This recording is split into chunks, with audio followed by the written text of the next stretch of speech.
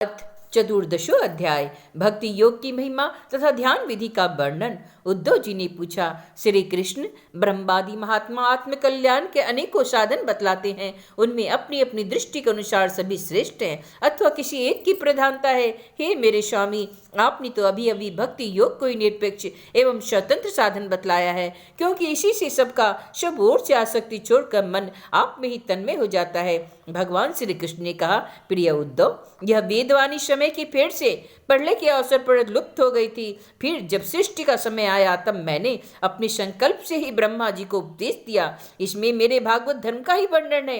ब्रह्मा ने अपने ज्येष्ठ पुत्र श्याम्भु मनु को उपदेश किया और उनसे भृगु, अंगिरा, मरीचि, पुलह, अत्रि, पुलस्त्य और कर्तु इन 7 प्रजापति महर्षियों ने ग्रहण किया। तदंतर इन ब्रह्म ऋषियों को संतान, देवता, दानव, गुहक, मनुष्य, सिद्ध, गंधर्व, विद्याधर, चारण, किन्न देव, किन्नरों, नाग, राक्षस और किमपुरुष आदि ने इसे अपने पूर्वज इन्हीं ब्रह्म ऋषियों से प्राप्त किया। सभी जातियों और व्यक्तियों की स्वभाव, उनकी वासनाएं सत्व, रज और तमोगुण के कारण भिन्न भिन्न है, इसलिए उनमें और उनके बुद्धि वृत्तियों में अनेकों भेद है। इसलिए वे सभी अपनी अपनी प्रकृति के अनुसार उस वेदवाणी का भिन्न भिन्न अर्थ ग्रहण करते हैं।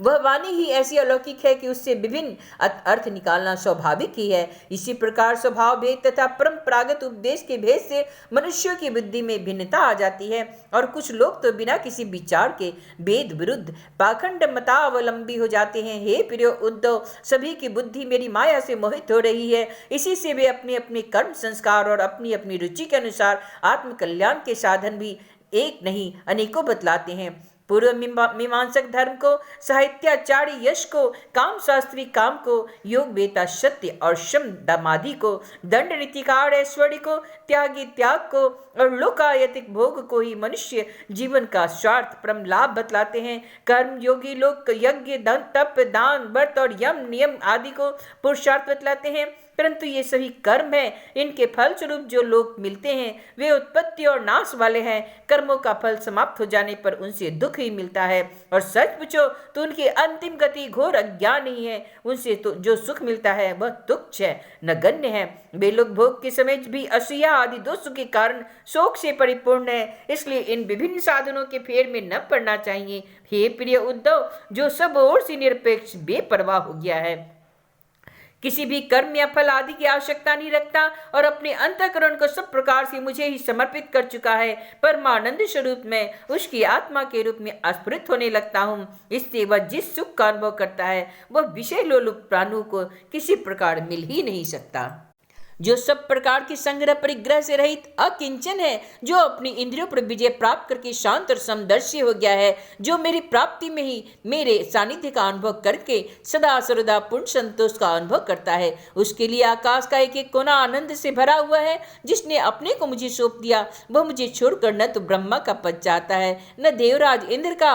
उसके मन में तो सार्वभौम सम्राट बनने की इच्छा भी नहीं होती और न ही वह स्वर्ग से भी श्रेष्ठ रसातल का ही स्वामी होना चाहता है। वह योगी की बड़ी बड़ी सिद्धियां और मोक्ष तक की अभिलाषा नहीं करता। हे उद्धव, मुझे तुम्हारे जैसे प्रेमी भक्त जितने प्रियतम है उतने ही प्रिय मेरे पुत्र ब्रह्मा, आत्मा शंकर, सगे भाई बलराम जी, स्वयं मर्दाग्नि लक्ष्मी जी और मेरा अपनी आत्मा भी नहीं है, जिसे किसी की अपेक्षा नहीं, जो जगत के चिंतन से सर्वथा उपरत होकर मेरे ही मनन चिंतन में तल्लीन रहता है और राग द्वेष न रखकर सबके प्रति समान दृष्टि रखता है। उस महात्मा के पीछे पीछे मैं निरंतर यह सोचकर घूमता हूँ कि उसके चरणों की धूल उड़कर मेरे पर पड़ जाए तो मैं भी पवित्र हो जाऊं। जो सब प्रकार के संग्रह परिग्रह से रहित है, यहाँ तक कि शरीर आदि में भी अहमता ममता नहीं रखता, जिसका चित्त मेरे ही प्रेम के रंग में रंग गया है, वह संसार की वासनाओं से शांत उपरत हो चुके हैं और जो अपनी महता उदारता के कारण स्वभाव से ही समस्त प्राणियों के प्रति दया और प्रेम का भाव रखते हैं,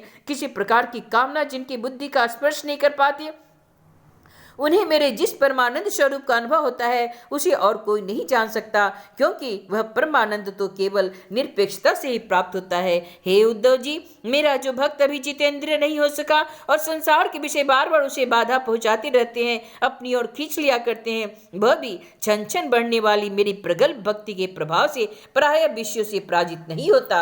हे उद्धव जी, जैसे धधकती हुई आग लकड़ियों के बड़े ढेर को जलाकर खाक कर देती है, वैसे ही मेरी भक्ति भी समस्त पाप राशि को पूर्णतया जला डालती है। उद्धव, योग साधन, ज्ञान विज्ञान, धर्मानुष्ठान, जप पाठ, तप त्याग मुझे प्राप्त कराने में उतनी समर्थ नहीं जितनी दिनों दिन बढ़ने वाली अनन्य प्रेममयी मेरी भक्ति। मैं संतों का प्रियतम आत्मा हूँ। मैं अनन्य श्रद्धा और अनन्य भक्ति में भी पकड़ नहीं मैं आता हूँ। मुझे प्राप्त करने के लिए यह एकमात्र उपाय है। मेरी अनन्य भक्ति उन लोगों को भी पवित्र जाति दोष से मुक्त कर देती है जो जन्म से भी चंडाल है।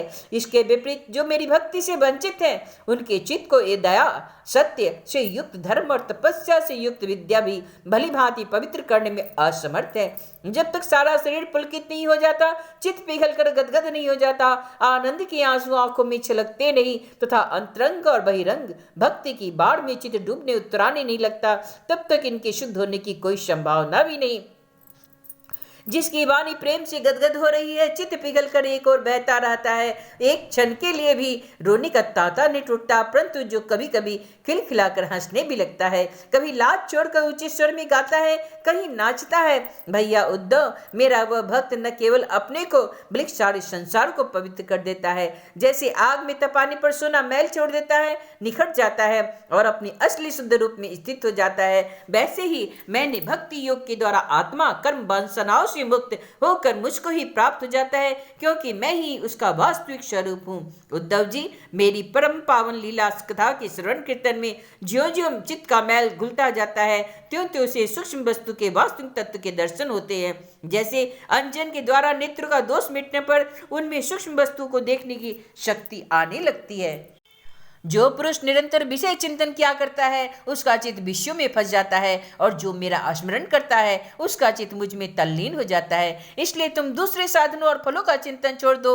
अरे भाई, मेरे अतिरिक्त कुछ है ही नहीं। जो कुछ जान पड़ता है बस ठीक वैसा है, वैसा है भी नहीं। जैसे स्वप्न अपना मनोरथ का राज, इसलिए मेरे चिंतन से तुम अपना चित्त शुद्ध कर लो और उसे पूरी तरह से एकाग्रता से मुझ में ही लगा दो। संयमी पुरुष स्त्रियों और उनके प्रेमियों का संग दूसरे पर ही छोड़कर पवित्र एकांत स्थान में बैठकर बड़ी सावधानी से मेरा ही चिंतन करते हैं। हे प्यारे उद्धव, स्त्रियों के संग और स्त्री संगियों के लंपटों के संग से पुरुष को जैसे क्लेश और बंधन में पड़ना पड़ता है, वैसा क्लेश और फसावट किसी भी संगत से नहीं होती। उद्धव जी ने पूछा, कमल नयन श्याम सुंदर, आप कृपा करके यह बतलाइए, मुमुक्षु पुरुष आपका किस रूप से, किस प्रकार से और किस भाव से ध्यान करे। भगवान श्री कृष्ण ने कहा, प्रिय उद्धव, जो न तो बहुत ऊंचा है और ना ही बहुत नीचा, ऐसे आसन पर शरीर को सीधा रखकर आराम से बैठ जाए, हाथों को अपनी गोद में रख ले और दृष्टि नासिका के अग्रभाग पर जमावे। इसके बाद पूरक, कुंभक और रेचक तथा रेचक, कुंभक और पूरक,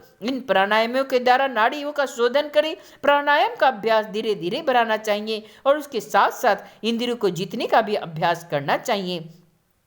हृदय में कमल नालगत पतले सूत के समान ओंकार का चिंतन करे, प्राण के द्वारा उसे ऊपर ले जाए और उसमें घंटा नाद के समान स्वर स्थिर करे। उस स्वर का ताता टूटने न पाए। इस प्रकार प्रतिदिन 3 समय 10-10 बार ओंकार सहित प्राणायाम का अभ्यास करे। ऐसा करने से 1 महीने के अंदर ही प्राण वायु बस में आ जाता है।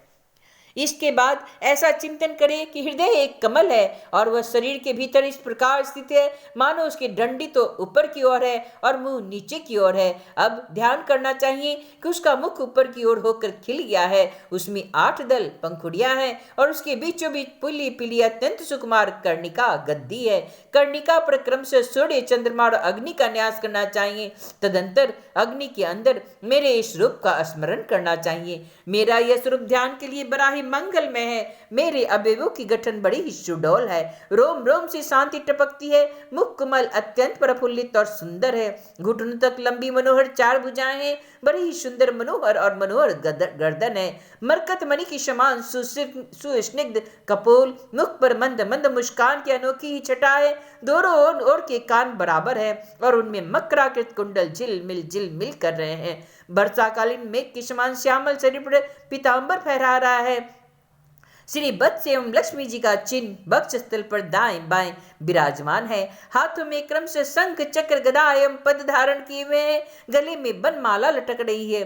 चरणों में नूपुर शोभा दे रहे हैं। गले में कौस्तुभ मणि जगमगा रही है। अपने अपने स्थान पर चमचमाते हुए किरीट, कंगन, करगनी और बाजूबंद शोभायमान हो रहे हैं। मेरा एक एक अंग अत्यंत सुंदर एवं हृदयहारी है। सुंदर मुख और प्यार भरी चितवन कृपा प्रसाद की वर्षा कर रही है।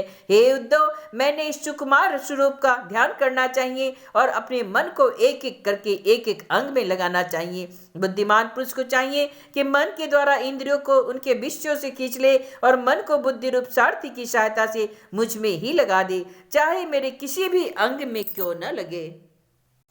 जब सारे शरीर का ध्यान होने लगे तब तुम अपने चित्त को खींचकर एक स्थान में स्थिर कर लो और अन्य अंगों का चिंतन न करके केवल मंद मंद मुस्कान की चिटा से युक्त मेरे मुख का ही ध्यान करो। जब चित्त मुखार बिंद में ठहर जाए तब उसे वहां से हटाकर आकाश में स्थिर कर ले। तदंतर आकाश का चिंतन भी त्याग कर मेरे स्वरूप में आरूढ़ हो जाए और मेरे सिवा किसी भी वस्तु का चिंतन न करे। जब इस प्रकार चित्त समाहित हो जाता है तब जैसे एक ज्योति दूसरी ज्योति से मिलकर एक हो जाती है, वैसे ही अपने में मुझे और मुझ सर्वात्मा में अपनों का अनुभव करने लगता है। जो योगी इस प्रकार तीव्र ध्यान योग के द्वारा मुझ में और मुझ में ही चित्त रखने का संयम करता है, उसके चित्त से वस्तु की अनेकता, तत्व संबंधी ज्ञान और उनकी प्राप्ति के लिए होने वाले कर्मों का भ्रम शीघ्र ही निवृत्त हो जाता है। इति श्रीमद्भागवते महापुराणे परमहंस्यासनितायां एकादश स्कन्धे चतुर्दशो अध्याय।